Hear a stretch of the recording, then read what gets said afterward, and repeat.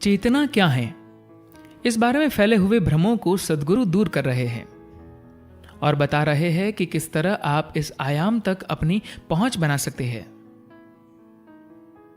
सद्गुरु कहते हैं, चेतना का अर्थ यह नहीं है कि आप खुद के बारे में सचेत रहे। खुद के प्रति सचेत रहना एक बीमारी है और अचेत होना मृत्यु।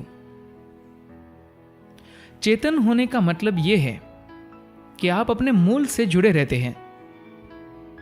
आप जिसे चेतना कहते हैं वह कोई कार्य, कोई विचार या गुण नहीं है। यह तो सृष्टि का आधार है। अगर हम कहते हैं कि आपकी चेतना बढ़ गई है, तो इसका अर्थ यह नहीं है कि आप अपने जर्मन शेफर्ड कुत्ते से ज्यादा सतर्क हो गई हैं। सतर्कता दिमाग का विषय है, चेतना दिमाग की नहीं होती। लेकिन अगर चेतना जागृत है तो मन स्पष्ट हो जाता है। यह आपके मन और शरीर के माध्यम से आपकी हर एक कोशिका से शक्तिशाली रूप से अभिव्यक्त होती है। चेतना हमेशा आपके जीवन में प्रभाव डालती है। प्रश्न यह है कि क्या आपकी पहुंच चेतना तक है? चेतना इसलिए नहीं होती कि आप कुछ कर रहे हैं, यह बस इसलिए होती है कि आपने इसे होने दिया है। आपका जीवन भी चल रहा है लेकिन आप कुछ भी नहीं कर रहे। हम जिसे चेतना कहते हैं वह आपके जीवन और अस्तित्व का आधार है। ये कोई ऐसी बात नहीं है जो आप किसी खास समय पर कर सकते हैं या किसी खास समय पर नहीं कर सकते। चेतना तो तब भी है जब आप इस शरीर में हैं या बिना शरीर के हैं। प्रश्न सिर्फ यह है कि वह आपको उपलब्ध है या नहीं। आप हमेशा चेतना के लिए उपलब्ध होते हैं, आप उससे बच नहीं सकते। पर क्या वह आपको उपलब्ध है? चेतना हमेशा आपके जीवन में प्रभाव डालती है। प्रश्न यह है कि क्या आपकी पहुंच चेतना तक है?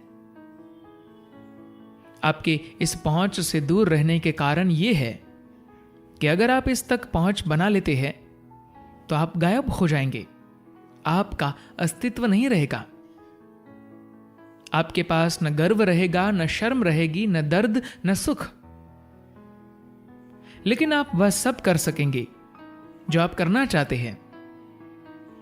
देखिए, मैं वो सब कर रहा हूं जो मैं करना चाहता हूं, पर वास्तव में मैं कुछ भी नहीं कर रहा।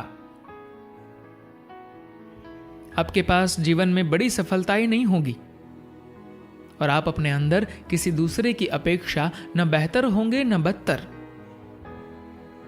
आप न ऊपर जाएंगे न नीचे, लेकिन आप वो सब कर सकेंगे जो आप चाहते हैं।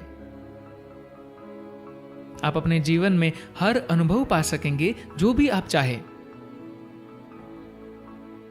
बेफिक्री का अर्थ यह नहीं है कि आप इस चीज या उस चीज के प्रति बेफिक्र हो जाएं। आप खुद अपने आप के प्रति बेफिक्र हो जाते हैं। आप खुद के अलावा हर चीज को मूल्यवान मानते हैं। अगर आप ऐसा करते हैं तो फिर जीवन अच्छा या बुरा नहीं होता। अगर मैं चाहूं, अभी कुछ ही क्षणों में मैं अपने आप को बहुत दुखी बना सकता हूं, दुख और आंसुओं से भरा हुआ, या फिर अपने आप को अति आनंदित बना सकता हूं। लेकिन दोनों ही अवस्थाओं में मैं जानता हूं कि यह मेरी ही बनाई हुई है।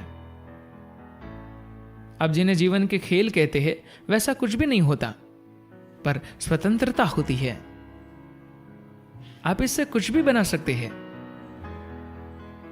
अगर आपका सबसे ऊंचा लक्ष्य मुक्ति है तो आपको बस बेफिक्री की स्थिति की दिशा में आगे बढ़ना चाहिए। इसका मतलब यह नहीं है कि आप अपनी जिम्मेदारियों को लेकर बेफिक्र हो जाएं। यह सबसे पहली चीज है जिसके बारे में लोग बेफिक्र होना चाहते हैं, क्योंकि वे सबसे पहले उन सब बातों की बेफिक्री चाहते हैं जो असुविधाजनक है। उनका परिवार और बाकी सब कुछ। लेकिन वे अपने विचार, अपनी राय, अपनी नीतियां और जीवन के प्रति अपने अहंकारी दृष्टिकोण के प्रति बेफिक्र नहीं होते।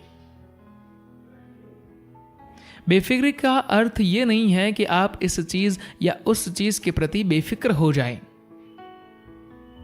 आप खुद अपने आप के प्रति बेफिक्र हो जाते हैं। आप खुद के अलावा हर चीज को मूल्यवान मानते हैं। अगर आप ऐसा करते हैं तो फिर जीवन अच्छा या बुरा नहीं होता। यह न तो सुंदर होता है न बदसूरत। यह कुछ ऐसा होता है जिसे आप कोई नाम नहीं दे सकते। यह उस तरह से नहीं होता जिस तरह लोग जीवन को जानते हैं। यह बस ऐसा है कि अगर आप प्राथमिक स्कूल से गुजर चुके हैं तो अब समय आ गया है कि आप अगला कदम उठाएं। धन्यवाद।